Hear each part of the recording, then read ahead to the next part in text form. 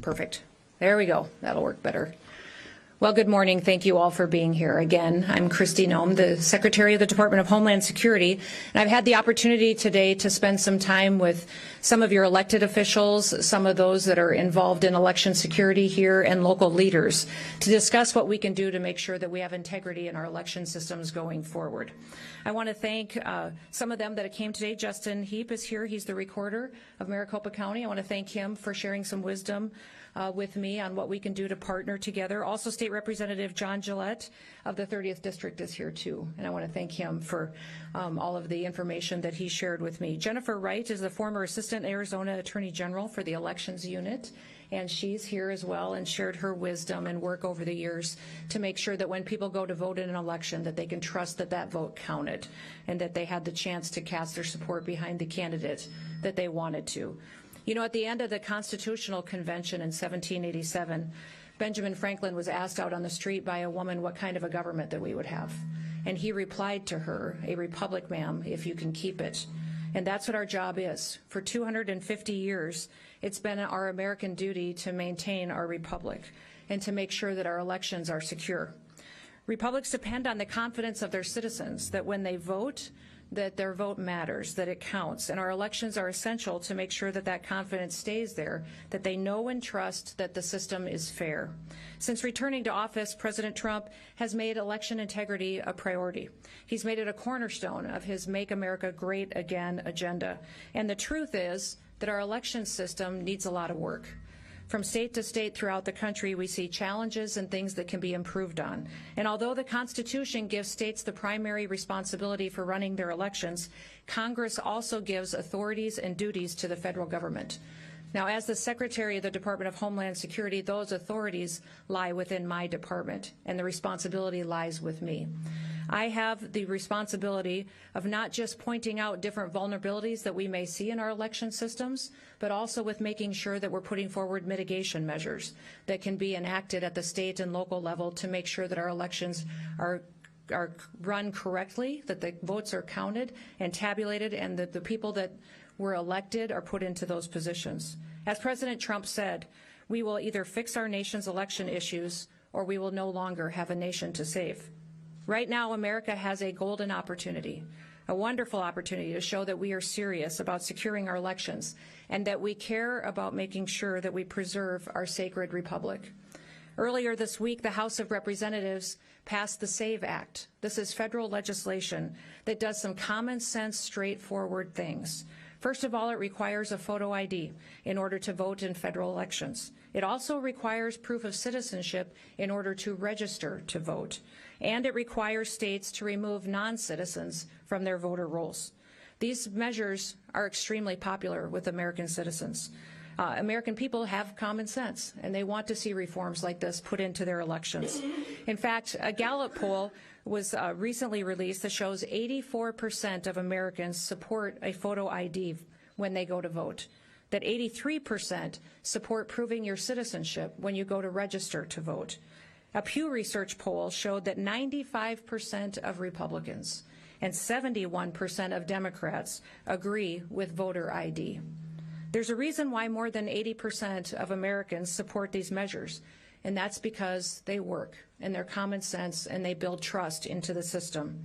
It's common sense that our elections should belong to the American people, that they should be the ones who get to vote, whose votes are counted, that they get one vote, not more, not less. It's common sense to make sure that foreign nationals don't vote in our elections, don't elect our leaders, and have a say in how our country runs. They don't and should not be allowed to be trampling on the voice of the American people, and will no longer allow American citizens to be disenfranchised, to have their voices suppressed by criminals, by hostile foreign actors, and by illegal aliens that shouldn't be here in this country. It's a fact that non-citizens have been voting in our elections. They've been registered and they have voted from state to state. For example, one of the most recent individuals that we've talked about is Ian Andre Roberts. He was an illegal alien from Guyana that was arrested by ICE while serving in Des Moines, Iowa as the school district superintendent. Perhaps you remember hearing about that arrest. Despite him being here illegally in this country, he was registered to vote in Maryland. He had a long rap sheet also of criminal charges. including narcotics possession, second and third degree possession of a weapon, and criminal possession of a forgery instrument. In Coldwater, Kansas, we had an illegal alien that was able to vote and was even elected as a mayor. He was charged by the Kansas Attorney General last fall for voting without being qualified and to election perjury charges thanks to assistance from the United States Citizenship and Immigration Services Agency. As it stands, current guidelines for the National Voter Registration Act effectively stop states from going forward and checking citizenship during registration. The Save America Act would fix this. It would make sure that we close those loopholes and that we ensure in American elections only Americans vote. Critics assert that the Save America Act will somehow hurt American voters. That's just absurd and absolutely not true. One of the claims that they have made in criticizing this bill is that they say that newly married women would be disenfranchised because they've had a name change. Well, there's many women out there, including myself, who've been married and changed our names when we re-registered to vote. And likewise, the idea that this bill would make it impossible for U.S. service members to vote if they're deployed overseas, well, that's completely false as well. For all of those procedures that are in place today continue to stay that way after this act is passed and signed into law.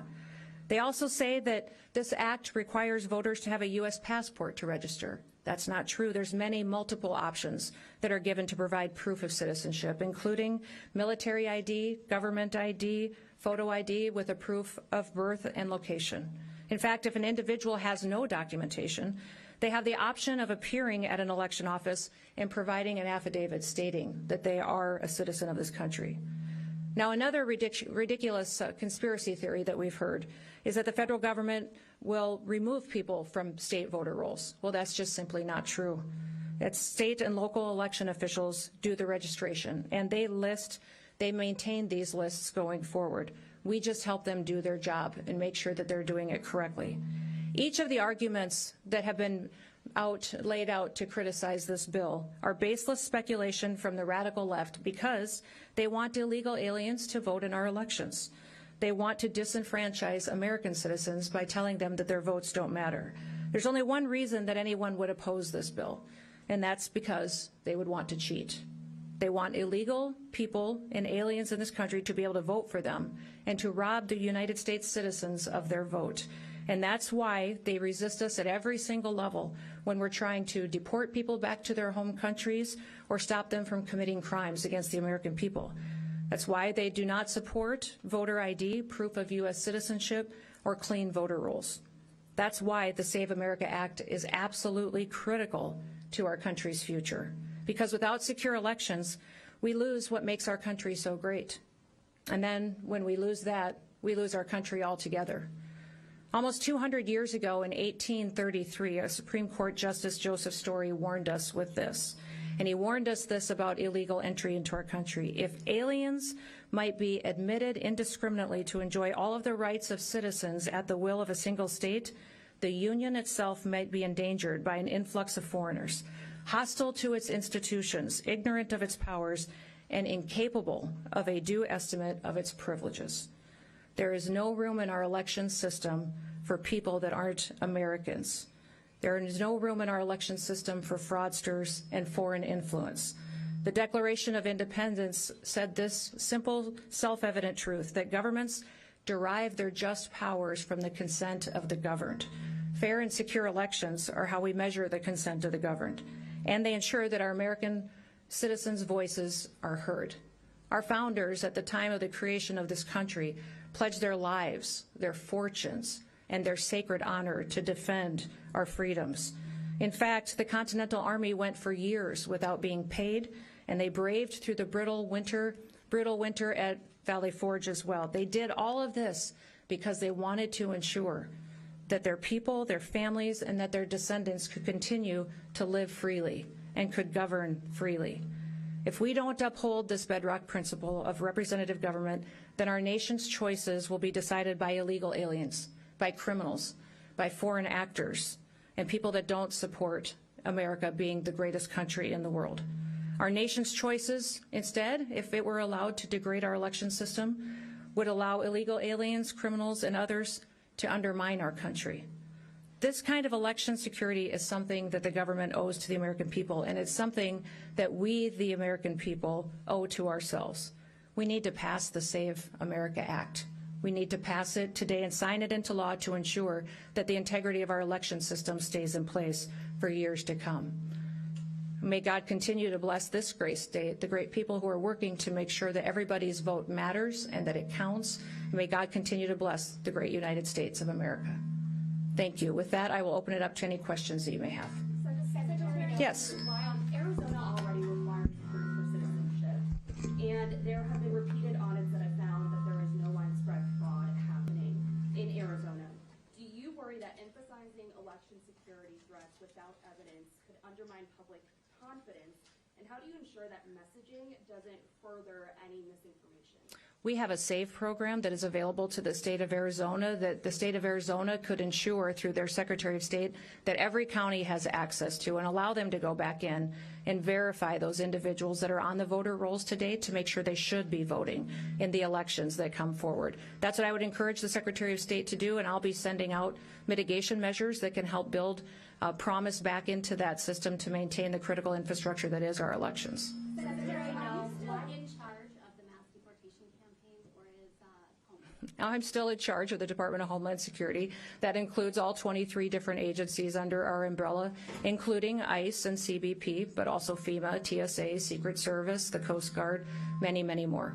Secretary Noem, yes, over here. Secretary Avanton just recently posted a video regarding the DOJ wanting more information on Arizona voters. What are your thoughts on this? I think that would be a wonderful opportunity for him to be transparent and to ensure and promise the people of Arizona that they can trust their elections, and that when they show up on Election Day, they'll get to vote without problems or hassles, that they'll be prepared to make sure that vote counts and that the correct results are announced. Secretary Noem, It's right here. I'll come to you next. You offered a couple of examples from Kansas, Maryland, and Iowa and such. Can you offer us any good examples of this kind of fraud in Arizona? Oh, I'm sure there's many of them, but we want to make sure that we talked about several of them this morning at our roundtable that we had. We talked about individuals that may be registered to vote in this state but truly live in another state. I understand that you have mobile homes and boats on lakes that individuals may have as their voter registration address, but not necessarily that is where they live. They live in another state, such as California or on the East Coast. Those kind of situations are things that your county officials should be bringing forward and be asking your Secretary of State for the opportunity to take off the voter rolls if they shouldn't be there. Secretary Yeah, oh, right here. Sorry. Why choose to do this press conference this way? Your agency is about to run out of funding. We were just here in Arizona last week at the border, and obviously you bused all of us to a secure facility, and I'm curious as to why choose to do this press conference this way on something that doesn't seem top secret.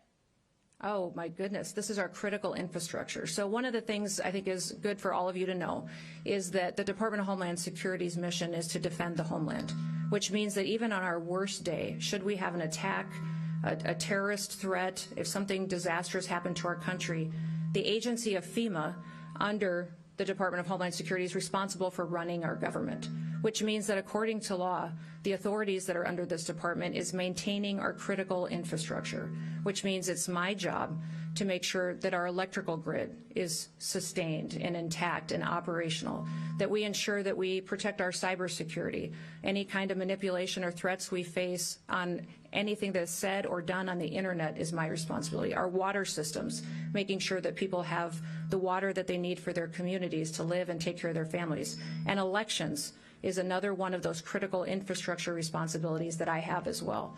And I would say that many people believe that it may be one of the most important things that we need to make sure we trust is reliable, and that when it gets to election day that we've been proactive to make sure that we have the right people voting, electing the right leaders to lead this country through the days that we have, knowing that people can trust it. That's why you're here. For me, I do press conferences because I want to be transparent and let you ask questions and have conversations. But I hope that you do recognize that in the past, your state has been an absolute disaster on elections. that your leaders have failed you dramatically by not having systems that work, by disenfranchising Americans who wanted to vote, that had to stand in lines for hours because machines failed or software failed. There's no state that could use more improvement than Arizona. And you should be asking all of your leaders what they're doing to fix the system. What are they doing to make sure that individuals in this state can trust that their vote is going to be taken, that it's going to be counted, and that it's going to matter to make sure the right people are in charge? Yes. Right over here? Yes. In Arizona, we already require proof of citizenship to register to vote, but we also allow members of our tribal nations to use their enrollment documents to vote. Under the SAVE Act, they wouldn't be able to do that. The tribal IDs are recognized. Tribal IDs. But most tribes don't have tribal IDs, not with photos and places of birth. They would There's many different options that can be used. Now remember, the SAVE Act only says that you need to prove your citizenship when you register to vote. It does not say that you have to prove your citizenship and able to go and vote.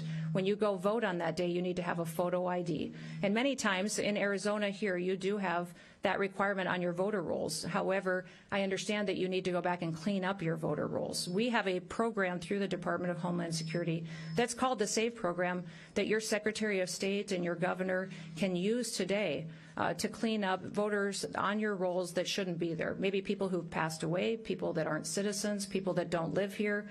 And that would make sure that in your next election, when people are casting their votes, they know they're voting for the right decisions, and that those votes are counted, and they're counted appropriately, and someone else didn't get to weigh in on their leadership. Secretary Noem, Yes. Last one. regarding the El Paso airspace closure, can you confirm that CBP actually hit a party balloon that it thought was a drone with a laser earlier this week, as it was reported? And if that is true, why wasn't the action coordinated with the FAA? You know, this was a joint agency task force mission that was undertaken, and we're continuing to work on the communication through that, but recognize we're grateful for the partnership of the Department of War and the FAA as we go forward. Thank you. Thank you, Chris. All right. Thanks, everybody.